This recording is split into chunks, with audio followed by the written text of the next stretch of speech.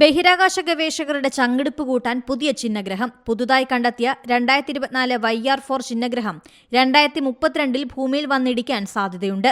ബഹിരാകാശ ശാസ്ത്രജ്ഞർ സൂക്ഷ്മമായി ഇക്കാര്യം പരിശോധിക്കുകയാണ്. 40 മുതൽ 100 വരെ മീറ്റർ വ്യാസം കണക്കാക്കുന്നുണ്ട് ഈ ചിഹ്നഗ്രഹത്തിന്. എന്നാൽ ഭൂമിയിൽ ഇടിക്കാനുള്ള സാധ്യതയും ഗവേഷകർ പറയുന്നു. 8 വർഷങ്ങൾക്കുള്ളിൽ ഭൂമിയിൽ പതിക്കാൻ 1% സാധ്യതയാണ് ശാസ്ത്രജ്ഞർ പറയുന്നത്. ആസ്ട്രോയിഡ് 2024 YR4 എന്ന പേരുള്ള ഈ ചിഹ്നഗ്രഹം 2032 ഡിസംബറിൽ ഭൂമിയുമായി കൂട്ടിയിടിക്കാനാണ് സാധ്യത. ഭൂമിയിൽ നിന്ന് 27 ദശലക്ഷം മൈൽ അകലെയുള്ള ഭ്രമണപഥത്തിലൂടെയാണ് ചിഹ്നഗ്രഹം സഞ്ചരിക്കുന്നത്. എന്നാൽ ഭൂമിക്ക് അപകടകരമായ നിലയിൽ 1,06,200 കിലോമീറ്റർ അടുത്തേക്ക് ചിഹ്നഗ്രഹം എത്തും. ഇതിലും അടുത്ത ചിഹ്നഗ്രഹം എത്തുമോ എന്ന് നാസ നിരീക്ഷിക്കുകയാണ്.